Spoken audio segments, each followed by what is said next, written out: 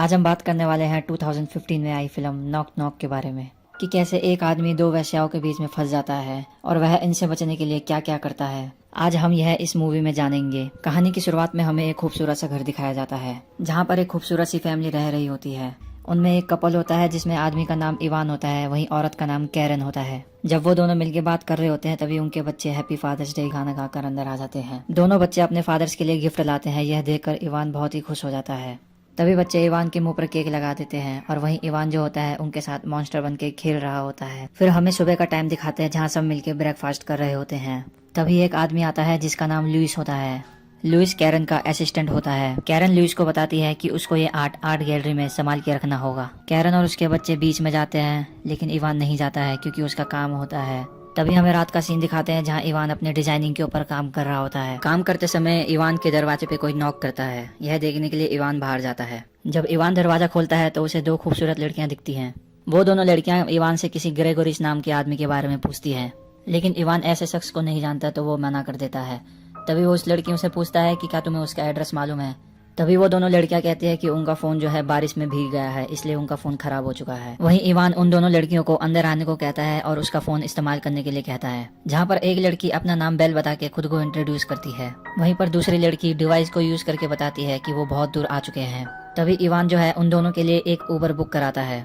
वहीं शुक्रिया अदा करके जेनेसिस जो होती है अपने आप को इंट्रोड्यूस कराती है इवान से। कुछ देर बाद बेल और जेनेसिस अपने कपड़े लेकर आती है और वहीं वो इवान को देती है। इवान उन दोनों के कपड़े लॉन्ड्री में सुखाने जाता है। जब वो वापस आता है तो वो नोटिस करता है कि वो दोनों लड़कियां एक म्यूजिक बजा के डांस कर रही होती हैं। कुछ देर बाद तीनों आपस में मिलके बात कर रहे होते हैं। जेनेसिस इवान से पूछती है कि तुम्हारी वाइफ कहाँ पर है, जहाँ पर इवान बताता है कि वो बीच पर गए हुए हैं उनके बच्चों के साथ। इवान बताता है कि वह सारे मिलके फादर्स डे सेलिब्रेट करने वाले थे, लेकिन इवान का जो काम आ चुका होता है। यह सुन के बेल और जेनेसिस कहती हैं पुअर एवन और इवान को गले लगाने लग जाती हैं। जेनेसिस जो होती है इवान को पिघलाने लग जाती है, लेकिन इवान जो होता है सख्त लौंडा होता है तो वह दूसरी सीट में जाके बैठ जाता है। वहीं दोनों इवान की वाइफ की फोटो देख लेते हैं और दोनों उसकी तारीफ करते हैं। जहां इवान बताता है कि उसकी वाइफ एक आर्टिस्ट है और यहाँ के सारे स्कल्पचर उसने बनाए हैं। इवान बताता है कि उसकी वाइफ बार्सिलोना से है और तभी हमें पता चलता है कि बेल भी स्पेन से है। वहीं दोनों स्पेनिश में बात कर रहे होते हैं। तभी जेनेसिस कहती है कि इंग्लिश में बात करो क्योंकि तुम्हारी आवाज बहुत सेक्सी लग रही है। मानो जैसे वो दोनों इवान को आज छोड़ेंगे ही नहीं।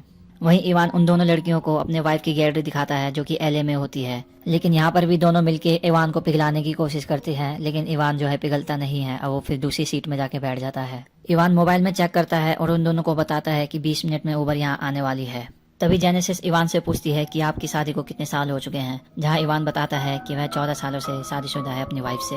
जेनेसिस कहती है कि इतने सालों में तुमने किसी के साथ चक्कर नहीं चलाया। तभी इवान मना कर देता है। जेनेसिस कहती है कि एक ही आदमी के साथ पूरी जिंदगी बिताना ये हमारे नेचर के खिलाफ है। तभी हमें इवान को दिखाया जाता है जो मन ही मन कह रहा होता है किन पागलों से मेरा पाला पड़ चुका है। इवान उन दोनों से पूछता है कि तुम दोनों काम क्या करती हो, जहां वो दोनों बताती हैं कि वह दोनों फ्लाइट अटेंडेंस का काम करती है। यह कहते कहते दोनों इवान को फिर से फिसलाने की कोशिश करती है। फिर तभी इवान दूसरी सीट में जाके बैठ जाता है। इवान फिर एक बार अपना मोबाइल चेक करता है और बताता है कि 5 मिनट में उबर आने वाली है। थोड़ी देर बाद जेनेसिस वॉशरूम जाती है। तभी इवान एक म्यूजिक प्ले करने लग जाता है जिस म्यूजिक पे बेल डांस करने लग जाती है। डांस करते करते वह इवान को एक बार फिर फिसलाने की कोशिश करती है। तभी अचानक उबर वाले का मैसेज आता है तो उबर आ जाती है। इवान उन दोनों को ढूंढने जाता है तो उसे पता चलता है कि वह दोनों बाथरूम में नहा रही होती हैं, जहां वो नोटिस करता है कि दोनों न्यूड हो रखी होती हैं और यहीं पर हमारा सख्त लौंडा पिघल जाता है। दूसरी तरफ ज्यादा इंतजार करने के बाद उबर ड्राइवर भी वहां से चला जाता है। तभी हमें अगले दिन का सीन दिखाया जाता है जहां वो नोटिस करता है कि वह दोनों मिलकर किचन को बर्बाद कर चुकी होती हैं। वहीं इवान को उसकी वाइफ का वीडियो कॉल आता है तो वह देखने के लिए बाहर जाता है, उससे बात करता है। अंदर आने के बाद इवान दोनों को डांटता है और कहता है कि अपने कपड़े पहनो। वह उसका बाहर इंतजार कर रहा होता है। वहीं कुछ देर इंतजार करने के बाद जब वह अंदर आता है तो वह नोटिस करता है कि वह दोनों मिलकर उसकी वाइफ का स्कल्पचर खराब कर रही होती है। यह देखकर इवान को बहुत ही गुस्सा आ जाता है। इवान तभी पुलिस को फोन करने की कोशिश करता है। जेनेसिस और बेल इवान को ब्लैकमेल करती है, यह कहकर कि उसने उन दोनों के साथ रेप किया है। वहीं अचानक से कैरन की दोस्त विवेन आ जाती है, जहां उसे पता चल जाता है कि इवान गलत काम कर रहा था। इवान इतने गुस्से में होता है कि वह खुद ही पुलिस को फोन करके उनको बुला रहा होता है। तभी जेनेसिस फोन काट देती है और कहती है उनको घर छोड़ने के लिए। उसी रात इवान अपने प्रोजेक्ट के लिए काम कर रहा होता है। उसे अचानक से गिलास टूटने की आवाज आती है। जब वो वहाँ देखने जाता है तो वो नोटिस करता है कि उसकी फैमिली की फोटो का कांच टूट रखा है। तभी अचानक से जेनेसिस पीछे से आती है और इवान के सर पे मार देती है। अगले ही सीन में हमें दिखाते हैं कि कैसे बेल और जेनेसिस ने इवान को एक बेड में बांध रखा होता है चारों तरफ से। वहीं जेनेसिस जो होती है वह इवान और बेल का वीडियो बना रही होती है। जब इवान वहां से भागने की कोशिश करता है तो वह दोनों मिलके इवान को एक चेयर में बांध देती है और दोनों मिलके उसे टॉर्चर करने लग जाती है। कुछ देर टॉर्चर करने के बाद में लुइस आ जाता है। दरअसल लुइस वहां पर आर्ट वर्क लेने आया होता है जो कैरन ने उसे संभालने के लिए कहा होता है। वहीं जेनेसिस लुइस को इवान का नीस बता के खुद को इंट्रोड्यूस करती है। आर्ट वर्क की ऐसी हालत देख के लुइस बहुत ही गुस्सा हो जाता है। तभी वो पुलिस को फोन करने की कोशिश करता है। लुइस को पता चल जाता है कि ये सारा काम इन दोनों ने किया है क्योंकि इवान की कोई नीस होती ही नहीं है। तभी वह दोनों मिलकर स्कल्पचर को तोड़ने की कोशिश करते हैं। यह देखकर लुइस उन्हें रोकने की कोशिश करता है। बाद में हमें पता चलता है कि जेनेसिस ने लुइस के जेब से इनहेलर निकाल लिया होता है जिसके कारण लुइस को सांस नहीं आ रही होती है। तभी वह फिसल जाता है और उसका सर स्कल्पचर पर लग जाता है जहाँ उसकी मौत हो जाती है। थोड़ी देर बाद जेनेसिस और बेल इवान को एक बार फिर टॉर्चर करने में लग जाते हैं जहाँ पर वह दोनों मिलके इवान को मारने के प्लान बना रहे होते हैं। जब इवान को पता चलता है तो वह एकदम हैरान सा हो जाता है। इवान कहता है कि तुम मुझे इसलिए मारोगे क्योंकि मैं तुम्हारे साथ इंटीमेट हुआ था। इवान कहता है कि तुम मेरे साथ इंटीमेट हुए थे, तुम मेरे घर में आए थे, यहाँ तक कि मेरे ऊपर भी तुम ही आए थे। ऐसी सिचुएशन में मैं क्या करता, मेरे लिए तो वो एक फ्री पिज्जा के बराबर था। इवान कहता है कि तुमने मेरे से झूठ बोला जबकि मैंने तुम दोनों की हेल्प करने की कोशिश की। मैंने तुम दोनों को अंदर आने दिया, मैं अच्छा इंसान था और मैं एक अच्छा पिता भी हूँ। वहीं जेनेसिस कहती है कि सुबह होने तक तुम्हारा काम हो जाएगा।